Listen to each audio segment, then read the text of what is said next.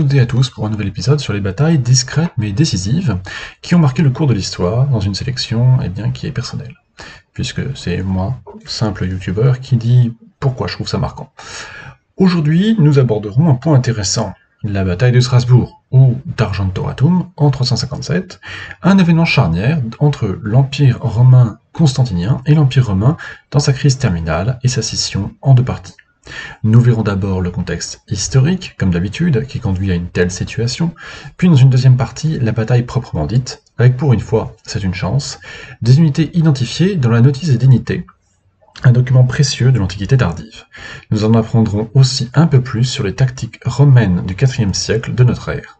Nous verrons ensuite les conséquences à court et long terme en troisième partie, avant d'aborder les raisons de l'oubli en quatrième. Alors, commençons par notre première partie, le contexte historique. Nous avions vu dans l'épisode consacré à Constantin, un peu longuet il est vrai, qu'en 337, l'Empire romain avait vu ses forces retrouvées, et une extension territoriale de nouveau en phase d'apogée. La tolérance religieuse avait insufflé un nouvel élan au peuple, et le puisement dans les trésors des temples polythéistes avait permis de frapper une bonne monnaie d'or, le solidus, qui faisait régner une stabilité économique depuis les années 320. Alors je vais tempérer un tout petit peu mes propos. L'Empire romain en fait était passé de la tolérance religieuse véritable dans les années 313 à 320 à franchement une mise en avant de la chrétienté dans les années 330 au détriment du polythéisme. Ce qui permettait justement de fondre des statues de dieux pour justement avoir de leurs frais. Alors malheureusement, pour cet empire constantinien, la division en trois parties, dès la mort de Constantin, elle passe sous silence quelques mois tumultueux qui vont de nouveau plonger l'empire dans une crise qui n'est pas sans rappeler celle du IIIe siècle. Les frères survivants du partage de l'Empire romain règnent chacun de leur côté dans une rivalité grandissante pour le pouvoir suprême, et avec des points de vue différents sur la religion chrétienne et la manière d'utiliser l'impôt. Constantin II, dans son court règne de 337 à 340, il fait figure de champion de la cause nicéenne du christianisme et il gouverne depuis Trèves, comme son père autrefois, dans une sorte de dernier avatar de l'Empire des Gaules. Et très vite en conflit avec son cadet, Constant Ier, il perd rapidement la guerre fratricide en tentant de s'emparer de l'Italie, et il est tué dans une embuscade à Aquilée. Le sort de la Gaule est donc chamboulé dès 340, lorsqu'elle est gouvernée depuis Rome par Constant Ier. Elle perd son statut de capitale de premier plan, qu'elle occupait depuis la tétrarchie dans les années 290. Et bien qu'étant un fervent nicéen, Constant Ier a du mal à enraciner le christianisme dans un empire romain d'Occident encore profondément païen.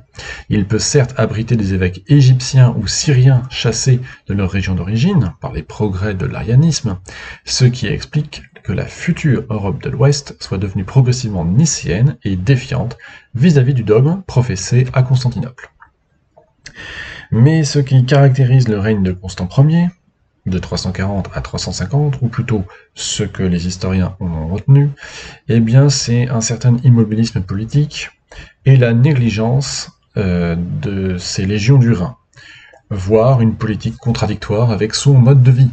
En effet, si vous creusez un peu, vous cherchez la petite histoire, Constant Ier est plus connu pour le fait d'avoir aimé passer du temps avec ses prisonnières germaniques, ou si jamais vous lisez du Ulysse Victor, apparemment il aurait aimé d'autres hommes. Alors ce qui n'était pas, on va dire, un problème jusque-là dans l'Antiquité, puisqu'on ne condamnait seulement des pratiques et pas l'homosexualité elle-même, mais Constant Ier va un petit peu devoir se défendre de ses mœurs.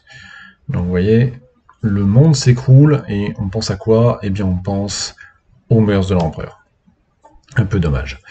Alors peut-être que ces prisonnières germaniques étaient travesties, on n'en sait rien honnêtement. Franchement, quand je vois ce type de détails sur la vie des empereurs, malheureusement je me dis que ça ne m'aide pas beaucoup à comprendre pourquoi est-ce que l'Empire romain avait des difficultés.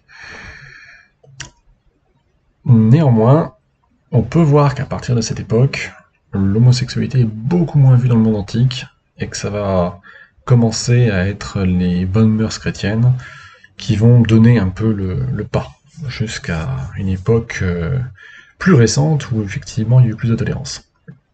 Mais peu importe, ce n'est pas le sujet. Alors, revenons à Constant Ier. Lui, il a des soucis, puisque la source de ses revenus, issue de la fonte des trésors religieux polythéistes, eh bien, elle semble se tarir.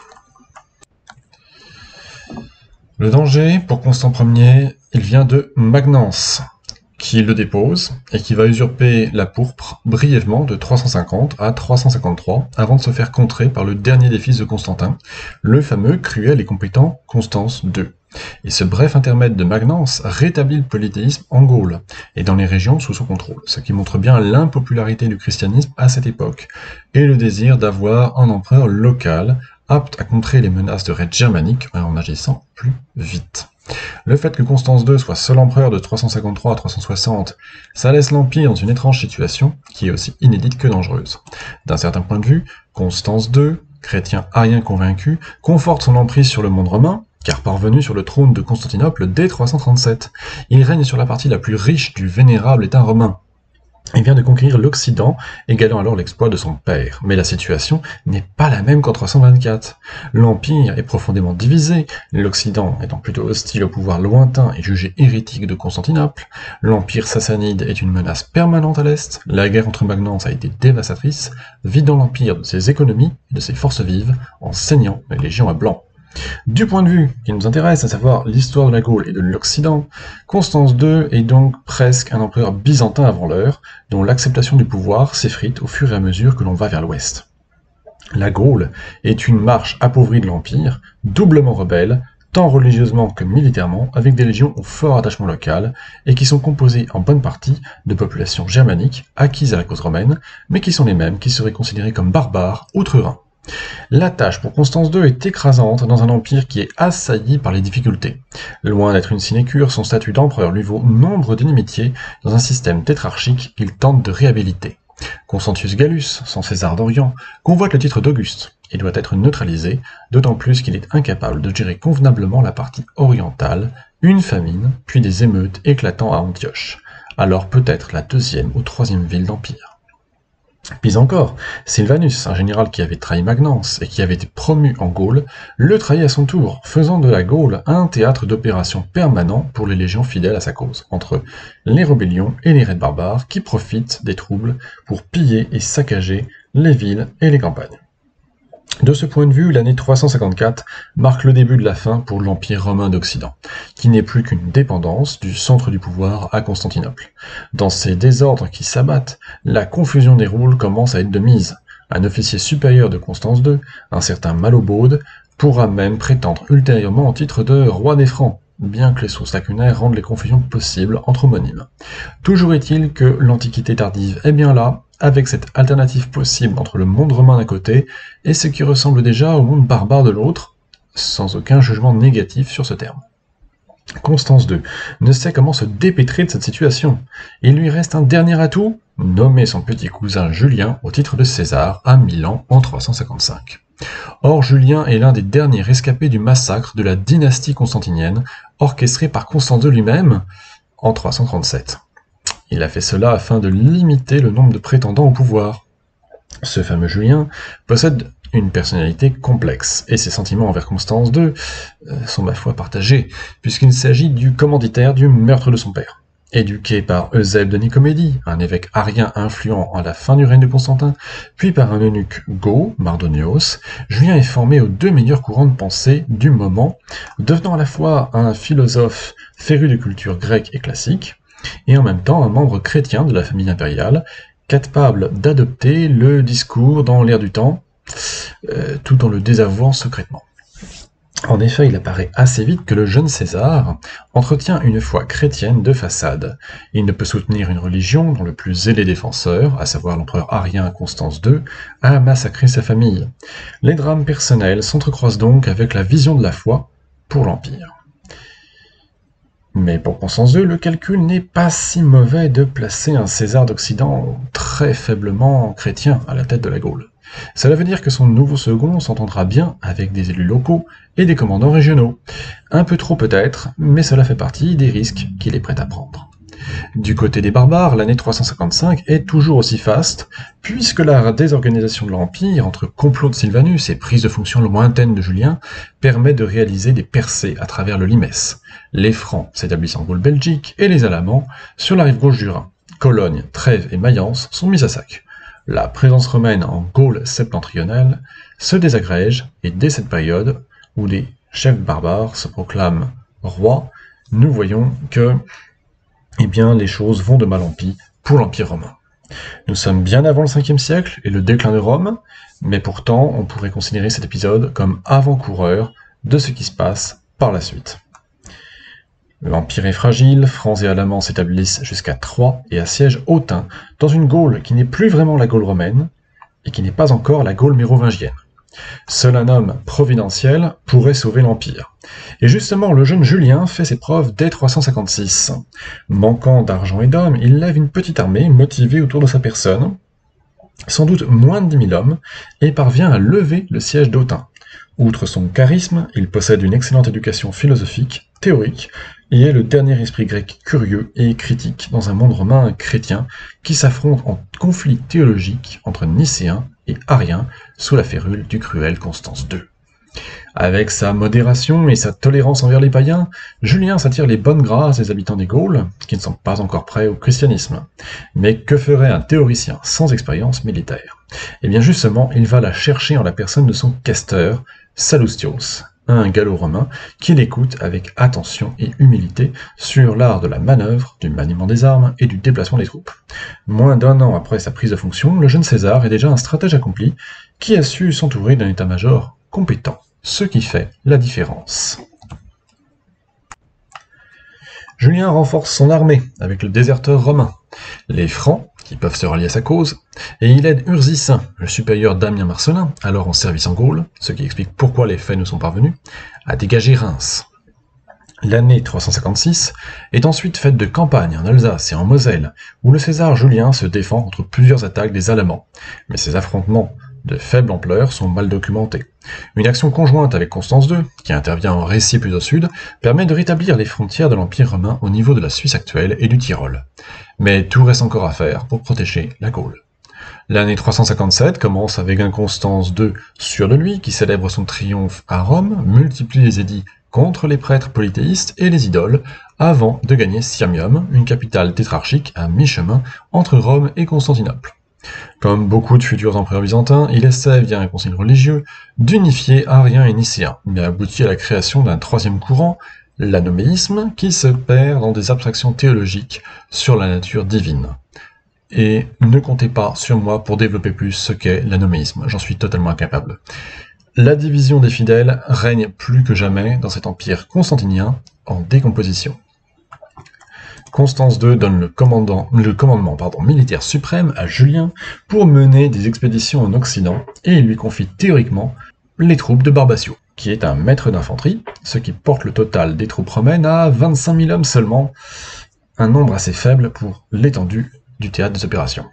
L'été 357 est fort de nombreux rebondissements entre mouvements romains et barbares, et pour résumer, la mésentente est de mise entre Julien et Barbassio, chacun rivalisant pour s'attirer les bonnes grâces de Constance II, et chacun ayant des raisons possibles de trahir, par ambition ou par vengeance. Et grâce à des détachements de cavalerie, Julien peut néanmoins arrêter les raids barbares sur Lyon, ce qui témoigne de l'importance d'avoir une force mobile dès cette époque, et de l'évolution de la Légion entre une force armée de soldats à pied vers une force armée de soldats à cheval. Comme le but est de couvrir une grande distance pour intercepter des pillards, avec peu d'hommes après les guerres de Constance II contre Magnence, il est aisé de comprendre pour quelles raisons les commandants romains, et post-romains, aient privilégié l'usage de plus en plus apprécié de la cavalerie lourde, jusqu'à aboutir plus tard aux chevaliers médiévaux. Que cherche à faire Constance II par cette rivalité entre ces deux généraux? A-t-il un plan précis? Craint-il seulement une usurpation de plus? Il en résulte que Barbassio abandonne Julien pour passer la fin de l'été avec des quartiers moins hostiles que la vallée du Rhin. Réduite à 13 000 hommes environ, en territoire hostile, l'armée de Julien pourrait être une proie facile pour les 25 000 Alamans, Francs et Burgondes, temporairement coalisés, qui certes redoutent encore d'affronter l'armée romaine en bataille rangée, mais sans hardise portée par leur nombre et l'espoir d'anéantir une force mesurée, ce qui leur permettrait davantage de pillage avant l'hiver. Passons donc à la bataille d'Argentoratum proprement dite. L'une des grandes chances de cette bataille est qu'elle est bien documentée, et que l'on va y retrouver des éléments dûment répertoriés dans la notice des dignités, un document administratif du début du Ve siècle. Ainsi, il est possible de savoir que Julien, alors César des Gaules, était accompagné de troupes palatines, donc des légions du Comitatenses, bien équipées et dotées d'un bon moral, ce qui allait servir par la suite. Il possède aussi quelques auxiliaires palatins, bataves, francs ou gaulois, qui peuvent alors constituer 40% de l'armée, ce qui n'est pas si critique comparé à tout ce qui a pu être dit sur la barbarisation de l'armée depuis le IIIe siècle. Cornuti et Bracciati vont être placés sur l'aile droite de Julien, et ces deux types de légions sont aussi capables d'entonner le Baritus, un puissant champ de guerre, et j'y reviendrai. Autrement dit, on est sur une légion qui devient un peu plus colorée qu'autrefois, lorsqu'elle était très standardisée jusqu'au IIIe siècle. Bref, en un mot, cette forte infanterie, elle a du cœur à l'estomac, et elle a de quoi impressionner les envahisseurs par son folklore guerrier, ainsi que son courage. Différente donc de la légion des premiers siècles de l'Empire, eh bien la légion tardive possède un fort régionalisme qui va donner justement cet aspect un petit peu bariolé pour le nom, et sans doute l'aspect de ces unités. Julien, par exemple, peut compter sur des unités qui sont baptisées Joviens et Herculéens sur son centre, des légions créées sous Dioclétien, et sans doute païennes dans l'âme, heureuses de servir sous un César qui n'est que tièdement chrétien. Ce sont des unités valeureuses et bien équipées, et qui vont constituer un autre point d'appui solide pendant la bataille. L'aile gauche de Julien est constituée de troupes moins prestigieuses, puisque ce sont les Pannoniens, pourtant réputés pour être de rudes soldats. Et ils sont aussi accompagnés d'auxiliaires hérules. Alors, moi, je trouve ça joli comme paradoxe, puisque les hérules, je crois que ce sont eux, avec Odoacre, qui déposent le dernier empereur romain en 476, mais là, on les voit en train d'aider Julien un siècle plus tôt. Donc, les hérules, c'est une peuplade assimilée aux Goths, et ils sont aussi encadrés par des légions qui sont baptisées pétulantes. Alors, impossible de savoir ce qui les différencie des autres, hormis l'étymologie. Qu'est-ce que ça veut dire être pétulant à l'époque, ou pétulant au sens latin du terme? Eh bien, les petulantes sont peut-être des légions querelleuses, intrépides ou espiègles, sait-on. Honnêtement, c'est difficile, mais elles avaient probablement l'habitude de braver l'adversité pour mériter de tels surnoms. Voilà, enfin un tel surnom. Et sur cette aile gauche, l'infanterie, elle paraît donc assez solide.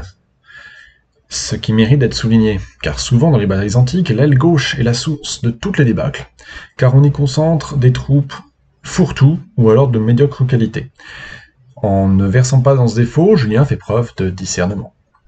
L'autre point intéressant, c'est que si jusque-là la Légion romaine employait ses archers sans trop les mentionner, dans une tradition très grecque classique, où le combat à l'arc est joyeusement méprisé, Julien, lui, s'appuie sur une ligne de support pour couvrir ses troupes de choc, et donne une place importante aux troupes de jet, qui sont placées en arrière des unités principales. Certes, Constantin avait déjà utilisé victorieusement des archers en 324, à Andrinople, mais cette utilisation sur le temps long de l'archerie côté romain, démontre plus qu'une simple mode. Désormais, l'arc fait partie intégrante des armées de l'Antiquité tardive, puis du Moyen-Âge, sans plus aucun mépris de la part des belligérants. Ces archers ont pu représenter jusqu'à 10 ou 15% de l'effectif total des légions de Julien, ce qui n'est pas si anodin. Autre nouveauté, c'est la cavalerie, ou plutôt la composition de la cavalerie. Désormais, il est possible de parler de véritables cataphractes à l'orientale importés dans la Légion d'Occident, avec parfois le sobriquet de clibanari, autrement dit petit four, pour désigner la forme de leur cuirasse, ce qui a été francisé parfois en clibanaire. Équipés de broignes pour les caparaçons des chevaux, de cottes de mailles pour les cavaliers et de longues lances, ainsi que de selles adaptées, capables d'encaisser un choc frontal même sans étrier, les cataphractes constituent une excellente cavalerie lourde, et avec une supériorité de cavalerie, forte peut-être de 3000 hommes, soit un peu plus de 20% des effectifs, Julien peut normalement compter sur cette force mobile et bien organisée pour broyer les ailes de l'armée barbare. Mais il ne faut pas croire que la cavalerie romaine soit uniquement composée de cataphractes. Elle a aussi dans ses rangs des cavaliers dalmates, chers à Aurélien, qui les a utilisés avec succès au IIIe siècle. Ce sont des cavaliers que l'on pourrait qualifier de moyens, donc ni légers ni lourds, mais ils sont endurants et capables de bonnes manœuvres. Il y a aussi dans les rangs de la Légion romaine de l'époque des archers de cavalerie et des cavaliers que l'on pourrait toujours considérer comme moyens, équipés d'épées et de boucliers. Bref, c'est un véritable patchwork mobile. Néanmoins, rien ne va se passer comme prévu pendant cette bataille, car Cnodemar, le chef alamand, a plus d'une ruse dans son sac. Et il a regroupé toute sa cavalerie sur son aile gauche, ce qui est inhabituel, car même s'il ne mime en rien la bataille de Leuctre, qui devait lui être inconnue, il s'appuie sur le terrain. Et en effet, son aile droite doit composer avec des collines boisées, où vont se cacher plusieurs milliers de fantassins pour surprendre l'armée romaine. Quant au centre barbare, il est très mal documenté. Les auteurs romains insistent sur le fait que plusieurs rois commandent leur bataillon. Et c'est assez flou. L'équipement des barbares est assez peu détaillé également, les Allemands de l'époque préfèrent la légèreté de l'équipement pour se déplacer vite. Épées, broignes et parfois boucliers vont donc constituer la majeure partie de l'équipement, et seuls les fantassins des suites royales ont une panoplie de meilleure qualité. C'est peut-être d'ailleurs ce qui sauvera l'infanterie romaine lors du futur contact, car la supériorité numérique côté allemand est écrasante.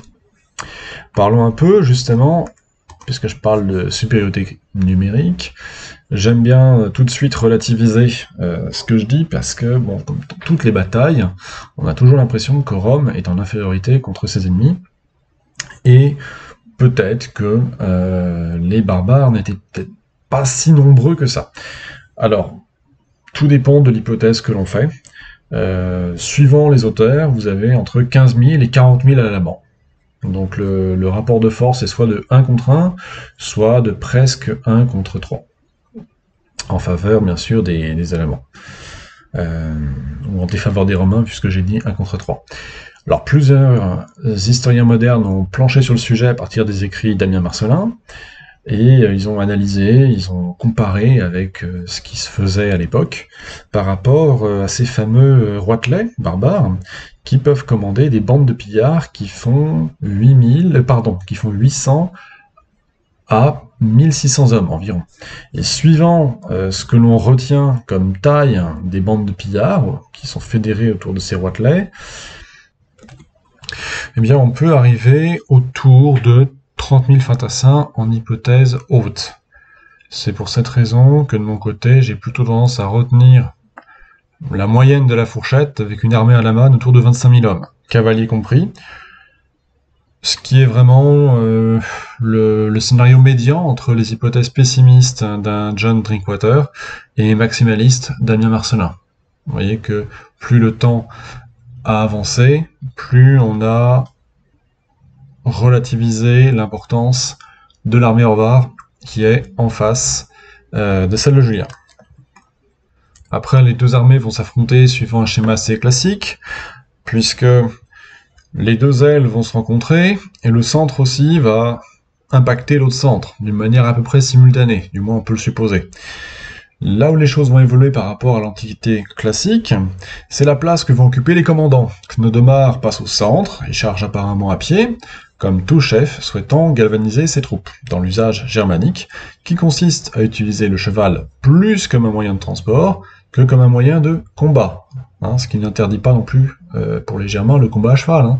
Mais c'est vrai que ça va être une sorte de constante qu'on va retrouver au long des siècles, jusqu'à peu près à l'époque des croisades. Certains guerriers ou soldats germaniques vont préférer descendre de cheval pour combattre. Julien, lui, se positionne probablement entre sa réserve et sa ligne de front, au centre également, afin de mieux observer ce qui se passe pour pouvoir coordonner et réagir.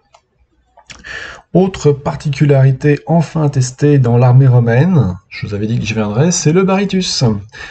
Bien qu'il est possible qu'il soit adopté un peu plus tôt par les légions du Rhin pendant le règne de Constantin, dans les années 310, eh bien c'est un chant de guerre réputé qui commence par un murmure, puis un bourdonnement grave, avant de monter en puissance, jusqu'à éclater comme une clameur accompagnée de rythmes ou des coups donnés sur les boucliers, voire même par des pas de danse. Alors, c'est impressionnant sans doute pour les barbares en face, qui sont eux aussi capables de leur propre baritus, puisque ce sont des francs ou des alamans, mais il y a ce côté rituel, et les auteurs antiques sont très fiers de leurs légions qui sont capables d'entonner ce baritus. Mais j'y vois un détail assez drôle, ou du moins intéressant, c'est que finalement, il n'y a pas trop de différence culturelle entre les deux armées, romaines et barbares, puisque chacune va se laisser une sorte de petit moment avant la mêlée, où le baritus va pouvoir être entonné, et donc les deux armées sont alors à portée de voix, donc peut-être une cinquantaine de mètres. Du moins, on peut le supposer. Ce qui veut dire que pendant ce temps-là, eh bien, on ne doit pas s'amuser à envoyer des flèches, par exemple, pour désorganiser l'armée adverse pendant qu'ils chantent. Donc il y a un peu un côté rituel, un peu sacré, qui existe malgré tout avant ce contact. Comme une sorte de prélude à l'affrontement. Et le reste, eh bien, c'est une armée romaine du IVe siècle, qui va pas se compliquer la tâche par de savantes manœuvres comme au temps de la République. C'est-à-dire que la Légion a l'air de charger frontalement, d'une manière assez efficace et brutale, tout comme les barbares. Seule la ténacité des troupes, leur composition ainsi que leur équipement va faire la différence. Et cette bataille d'Argentariotum, en 357, est donc déjà une bataille qui ressemble à celle que l'on verra au Moyen-Âge, par une absence totale de finesse. Alors, la bataille commence extrêmement mal pour les Romains, malgré tout ce que j'ai pu dire en termes d'équipement, de supériorité tactique ou tout ce qu'on voudra. Pour une raison assez simple, c'est que les cavaliers alamans ont derrière eux une infanterie pour les soutenir, une infanterie légère, et cette infanterie légère va adopter une technique déjà connue par les Gaulois, au temps de César. Eh bien, les hommes à pied légèrement équipés peuvent suivre la cavalerie, repérer le point faible dans le caparaçon romain, s'il y en a, puisque toute la cavalerie romaine n'est pas cataphractaire, et ils vont éventrer les chevaux, faisant chuter les cavaliers à terre. Et en infériorité numérique, désarçonnés et décontenancés, les cavaliers romains vont battre en retraite, désorganisant une partie de l'infanterie et provoquant la colère de Julien. Le César tente malgré tout de réorganiser ses troupes et de remotiver sa cavalerie. Certaines unités à cheval acceptent de reformer les rangs et d'affronter leurs homologues à la manne, mais les puissants cataphractes ont trop peur, jetant la honte sur leur vexillation. L'anecdote veut même que Julien les ait forcés à s'habiller en femmes, suivant Zosime, et que quelques années plus tard, cette unité de cataphractes ait dû combattre avec des cheveux longs, afin de se souvenir du déshonneur, afin de ne pas le répéter. Et pour le coup, l'ondoiement des cheveux longs au galop, ça impressionnait les barbares aussi. Bref, on n'en finit pas de raconter des histoires sur le look un petit peu différent des unités romaines, mais ça marche. Et comme quoi, finalement, ce n'est pas du tout les cataphractes qui ont été décisifs dans cette bataille, ils ont même été pitoyables en termes de romble. C'est pas parce qu'on a une cavalerie lourde qu'on va être supérieur, c'est surtout parce qu'on a des hommes motivés. Donc, 357, Argentoratum, c'est vraiment la bataille du courage et pas du tout la bataille d'une supériorité de l'équipement ou de la tactique. Passons à ce moment de la bataille, entre le moment de flottement de la cavalerie romaine et la charge d'infanterie au centre, il est possible que les unités embusquées germaniques aient compris que le commandant de l'aile gauche romaine ait flairé un piège.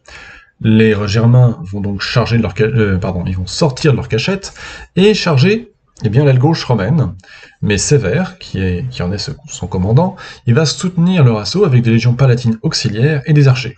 Et l'absence de cavalerie de ce côté de l'affrontement, eh bien, du moins côté barbare, ça va sans doute accentuer le rôle des archers dans la légion romaine, puisque les barbares sont sans protection et donc très vulnérables à ce type de contre-attaque. Donc, puisque les ailes sont stabilisées, c'est au centre que va se jouer la bataille.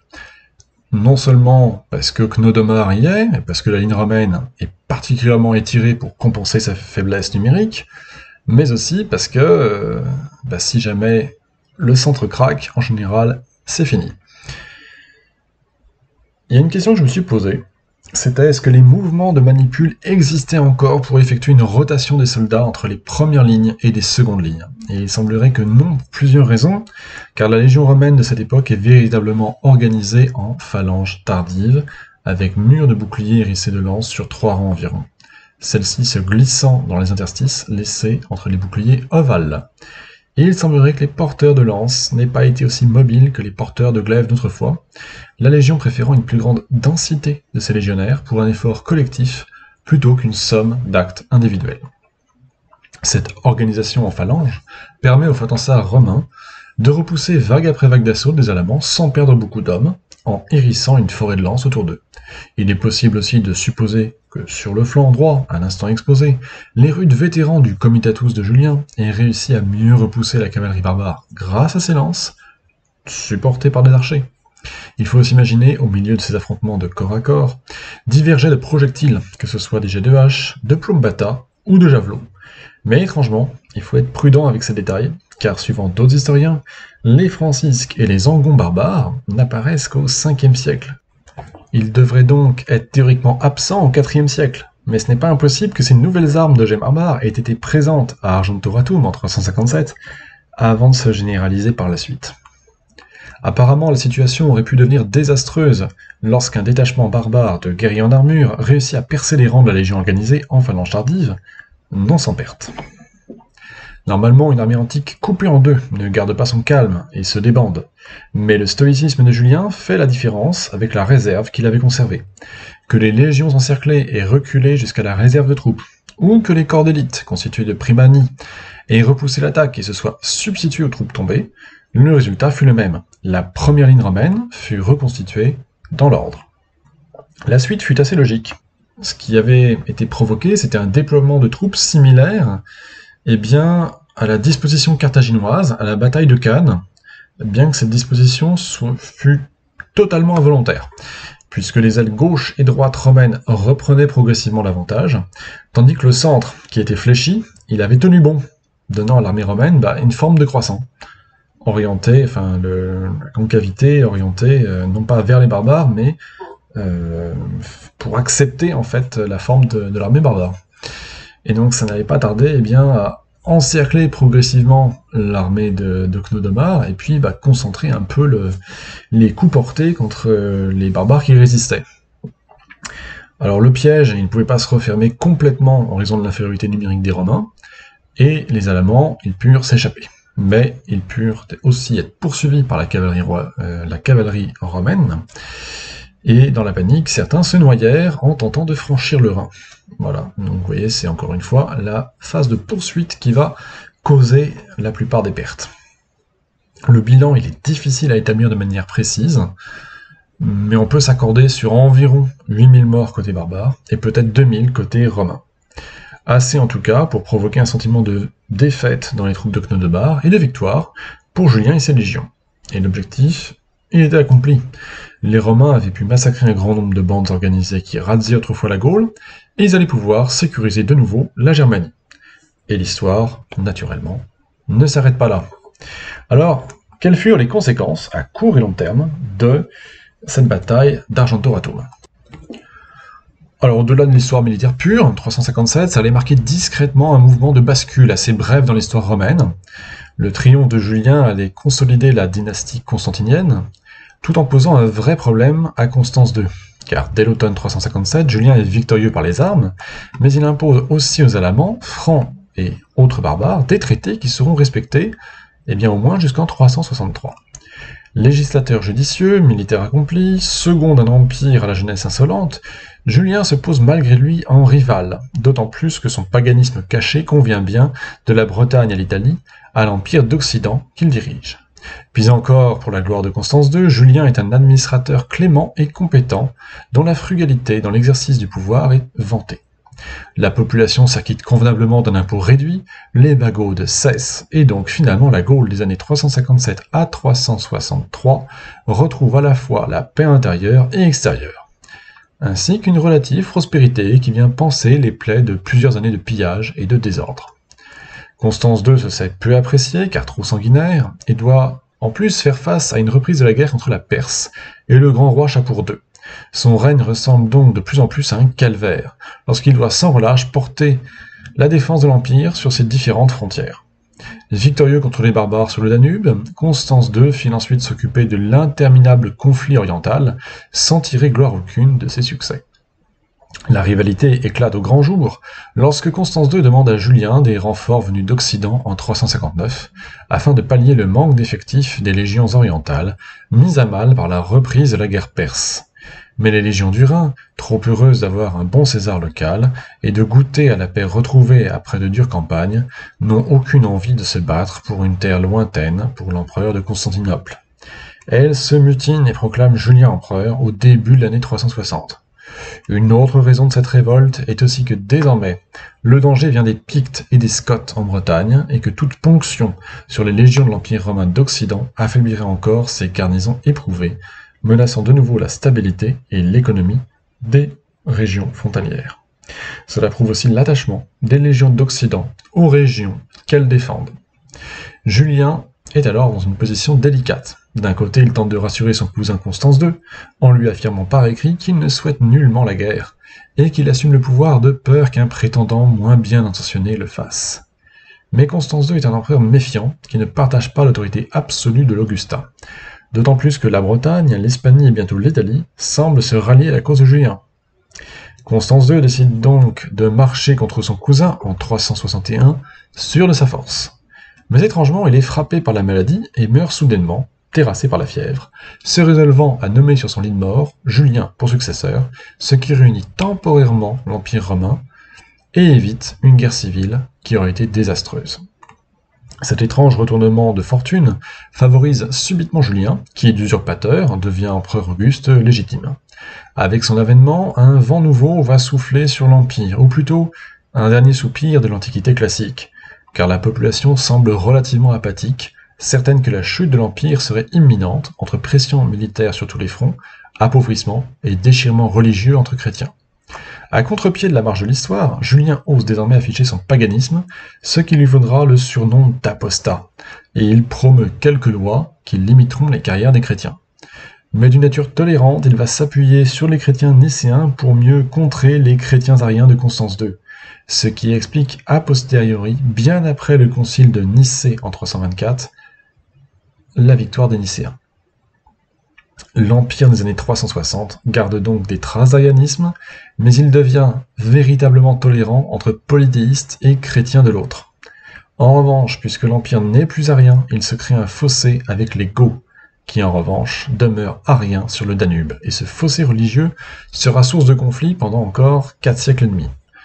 Julien l'Apostat a un règne aussi court que vertueux, il reprend la guerre contre les Perses, passe à Constantinople, et puisqu'il n'est pas question d'augmenter les impôts ni de fondre les trésors des temples païens, il astreint les finances publiques de l'Empire à une cure d'austérité. Les hauts fonctionnaires de Constantinople poussent des cris d'orfraie, se lamentent des postes perdus et du manque de faste de la cour. En revanche, les sénateurs de Rome sont heureux de retrouver un peu du cérémoniel d'antan et la vieille capitale de l'Empire se prend un instant d'une frénésie en faveur des anciens cultes païens, sacrifiant aux dieux du panthéon grec et romain. Cela prouve donc que l'Empire de Julien l'Apostat, qui avait déjà beaucoup souffert, eh bien, il ne disposait ni d'une grande manne financière, ni de beaucoup d'hommes pour défendre ses frontières. Et pourtant, auréolé de ses victoires et d'une sagesse toute classique, le nouvel empereur galvanise ses troupes et vole de succès en succès, allant même jusqu'à ravir Ctésiphon aux Perses, qu'il pille en 363, faisant de lui le 6e empereur romain à atteindre ce point en Orient, après Trajan, Septime Sévère, Caracalla, Odéna et Carus. Cela donne une idée de la puissance retrouvée de l'Empire, malgré le manque de moyens, grâce à de la compétence, de la frugalité et de l'énergie insufflée à sa population ou à ses troupes. Julien l'Apostat, il aurait pu devenir un très grand empereur, en remettant d'aplomb un empire mal en point, et parvenant à un difficile équilibre entre païens et chrétiens, entre Rome et Constantinople. Mais il meurt trop tôt, avant d'avoir un nouvel enfant, car le premier était mort à la naissance.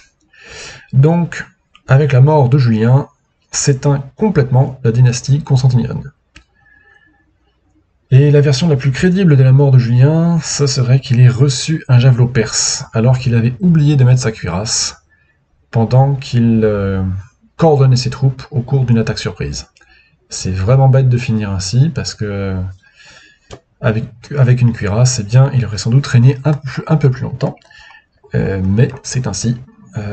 Ça fait partie des choses qui arrivent dans l'histoire. Il y a beaucoup d'empereurs et de rois qui ont eu une mort un petit peu stupide. Peut-être qu'il faudrait que je fasse un épisode là-dessus, parce que c'est assez drôle, entre l'empereur qui oublie sa cuirasse, celui qui glisse au moment de tirer à l'arc sur son adversaire. Enfin, il y a plein de choses comme ça qui font que l'histoire, eh bien, prend un autre tournant alors que rien ne le laissait supposer. Avec la mort de Julien, s'estompe donc le temps où Rome pouvait rivaliser encore sur Constantinople. Désormais, la nouvelle capitale, pleinement fonctionnelle et terminée, va devenir de plus en plus riche et de plus en plus peuplée, incarnant le nouveau souffle de l'Empire qui se tourne vers la chrétienté.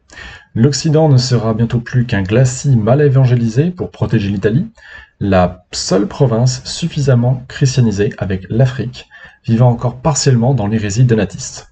La tâche des empereurs suivants, tous chrétiens, sera de faire coïncider la forme de l'Empire avec les régions où la foi sera devenue majoritaire, laissant les païens de plus en plus dépourvus face aux ambitions des chefs barbares.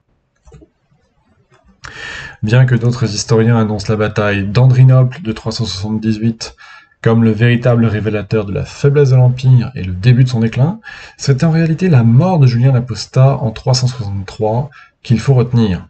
Sa victoire d'Argentoratum en 357 constitue la dernière fois où l'Empire romain joue son avenir en protégeant l'Occident. Après, la priorité des empereurs sera entièrement portée vers l'Orient. Des villes secondaires seront ravagées en Occident dès le début des années 370, comme Parme en Italie, ou Mogontiacum, l'actuelle Mayence en Allemagne, sans que cela n'émeuve trop les contemporains, ce qui montre que les pillages de villes secondaires sont déjà devenus habituels, sans un empereur compétent et énergique. Alors, je vous rassure, les contemporains de l'époque se lamentent quand même sur les pillages des barbares. Mais pas plus que cela. En gros, c'est toute l'époque qui dit que ça y est, on perd des villes, les campagnes sont dévastées, il n'y a plus aucun champ. C'est quand même le début de la fin, quand on lit bien entre les lignes. Même si aucun centre urbain majeur n'est encore tombé aux mains des barbares. Et ces événements, ils montrent que le succès de Valentinien Ier, en 368, à Solicinium, c'est une victoire trop chèrement obtenue en termes de pertes humaines, et c'est un succès sans lendemain.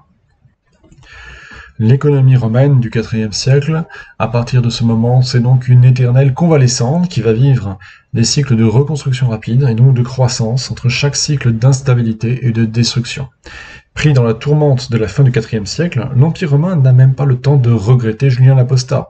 La crise qu'il avait réussi à enrayer s'alimente d'elle-même sous les règnes conjoints de Valentinien Ier et de Valence, conduisant de nouveau l'Occident et l'Orient à s'éloigner inexorablement.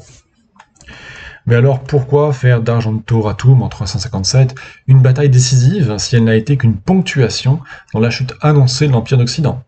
Peut-être parce que les décrets de Julien entre 357 et 363, qui avaient malgré tout interdit l'enseignement supérieur aux chrétiens, allaient provoquer un mouvement de fond qui allait structurer l'Église. Le débat allait enfin s'élever au niveau rhétorique entre les païens et les chrétiens, quels qu'ils aient été, nicéens, ariens, anoméistes, donatistes ou autres. Pour avoir un discours construit et prouver la supériorité morale de leur foi, certains évêques allaient devenir célèbres, devenant plus tard ceux que l'on appellerait les pères de l'Église. Et dans un empire qui est païen tolérant, avant de devenir pleinement chrétien, entre 361 et 394, les empereurs influent peu sur le débat religieux et vont laisser l'Église se structurer, tout en abandonnant petit à petit le titre de souverain pontife. Celui-ci n'est pas encore attribué au pape, mais des évêques deviennent grandement écoutés. Ces premiers théologiens volontaires sont saint Augustin d'Hippone, non loin de Carthage, qui est majoritairement donatiste, ou Basile de Césarée, dans une région acquise à l'arianisme, voire saint Ambroise de Milan, en région encore païenne.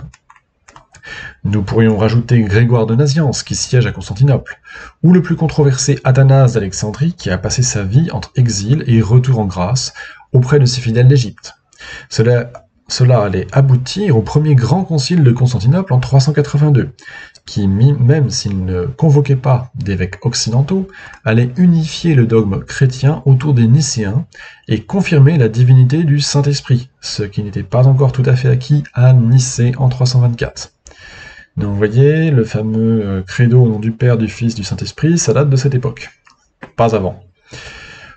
Or, comme l'Occident était majoritairement nicéen après l'exil de ceux-ci pendant le règne de Constance II, les branches de la chrétienté allaient réussir malgré tout à se réunir, puisque les évêques d'Occident allaient adhérer à la nouvelle doctrine des évêques d'Orient. Et même si tout n'était pas résolu en termes de prééminence, puisque certains considéraient Rome comme la ville qui devait l'avoir, d'autres pensaient que c'était plutôt Constantinople, d'autres peut-être même d'autres villes, il commence à y avoir un consensus autour de Rome, à partir de ces années-là. C'est vraiment le IVe siècle qui va orchestrer cette structuration de l'Église. Et ça, ce n'est possible que dans un monde où les empereurs s'abstiennent de directement influer sur la politique religieuse. Ils la laissent évoluer d'elle-même. C'est ce que ne feront pas la plupart des empereurs ultérieurs. Et c'est intéressant, c'est un point qui mérite d'être mentionné, parce qu'après, chaque empereur byzantin voudra contrôler le dogme de l'Église, et il y aura toujours des scissions. Ce n'est donc que grâce à ce dialogue libéré d'un étroit contrôle politique, pendant la période de tolérance ouverte par Julien l'Apostat, que les différents courants religieux du christianisme réussirent à trouver une certaine concorde. C'est un curieux paradoxe, mais l'empereur Julien a finalement rendu possible une unification du christianisme dispersé par son hostilité cordiale envers les chrétiens. L'ascension de Julien, en 357, après Argentoratum, marque donc le début d'une ère nouvelle pour les chrétiens qui conduira à la fin des premières hérésies. Tout n'est pas résolu, cependant, car l'arianisme restera un courant puissant, tout comme le donatisme, mais dès cet instant, ils seront en perte de vitesse, et le monde va petit à petit prendre le visage que l'on connaît en ce qui concerne la foi chrétienne. Alors les raisons de l'oubli, pourquoi est-ce que nous avons complètement relégué au second plan Argentoratum?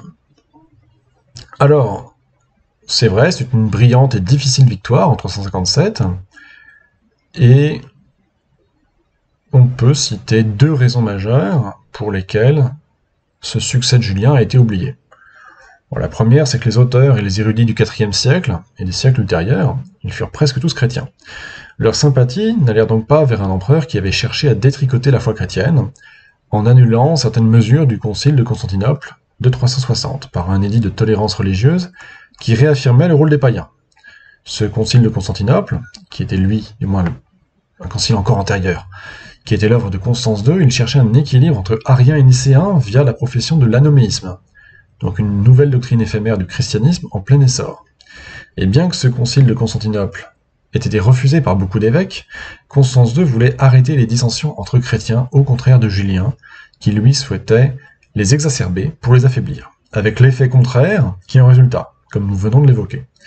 Et donc ce surnom de Julien l'Apostat résume à lui seul la vision des historiens chrétiens. Cet empereur renégat de la foi chrétienne ne méritait pas une place de choix dans l'histoire. Aujourd'hui, d'autres historiens proposent un autre surnom possible. On pourrait très bien l'appeler le jeune ou le philosophe, car cela connaîtrait un petit peu moins son règne. Après, il existe des raisons plus objectives pour lesquelles les actes de bravoure de Julien l'Apostat et de ses légions ont été oubliés. À partir de 363, l'Empire romain se redivise entre Orient et Occident, et se met à accumuler les difficultés, dans la grande complexité qui mène à sa chute entre causes extérieures à l'Empire, comme le climat, des raz-de-marée, les migrations de peuples, et des décisions plus ou moins heureuses, des dirigeants qui relèvent de la politique, l'Empire romain ne cesse d'être sur le déclin à partir de la mort de Julien. Et en effet, dès l'hiver 366 à 367, le Rhin gèle, déclenchant une invasion des barbares, qui est avant-coureuse de celle bien plus connue du Ve siècle. Si Valentinien Ier, qui gère l'Occident, parvient à les repousser comme une pâle copie de son prédécesseur, eh bien, il n'a pas le même brio et il encaisse plus de pertes. L'Empire se craquelle et se fissure de toutes parts. Valentinien doit intervenir en Bretagne, sur le Rhin, en Pannonie, en Illyrie, et il réprime aussi bien des révoltes que des usurpations, tandis que son frère Valence n'est pas mieux loti en Orient, devant mater les Goths, les Perses et d'autres prétendants à la pourpre.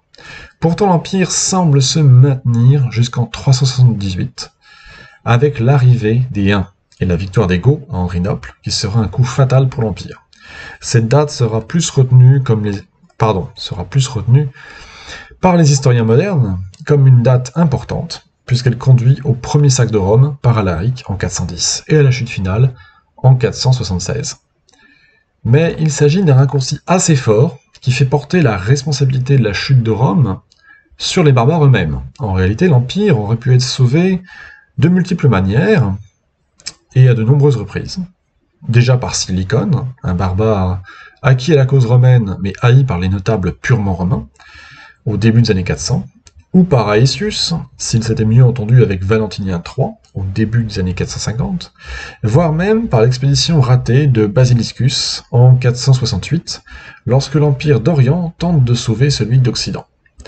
Toutefois, raconter une histoire d'incompétence en série et de xénophobie pour expliquer la chute du prestigieux Empire romain, ça sonne moins bien qu'une conquête brutale menée par des guerriers sans foi ni loi.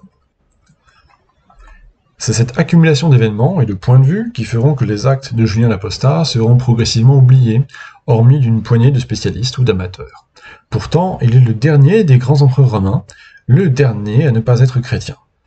Même si Théodose parviendra à réunir l'Empire une dernière fois en 394, il peut être considéré davantage comme un empereur byzantin, car chrétien et venu de Constantinople, qui est désormais le centre de gravité de l'Empire.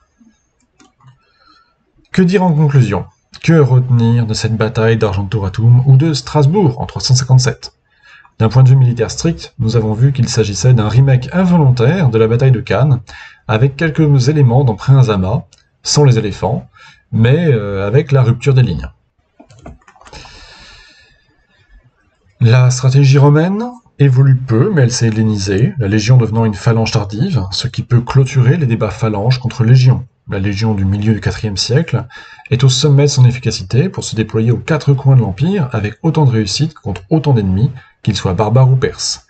Néanmoins, hormis l'introduction de l'arc, du baritus et de la réhabilitation de la lance, la Légion manque de la créativité à la manœuvre et s'est effritée considérablement en termes d'effectifs. L'Empire de Julien l'Apostat semble considérablement dépeuplé par rapport à celui de Constantin.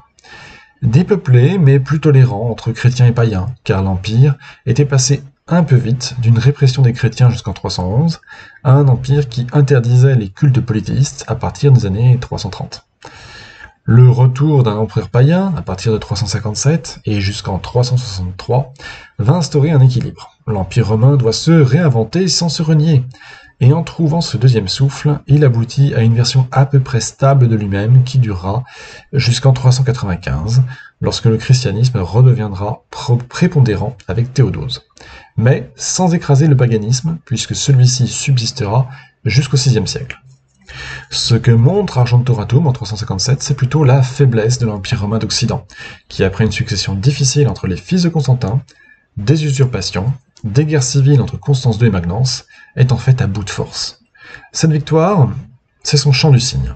C'est également la dernière fois que l'Occident ose encore défier l'Orient avec Julien contre le même Constance II.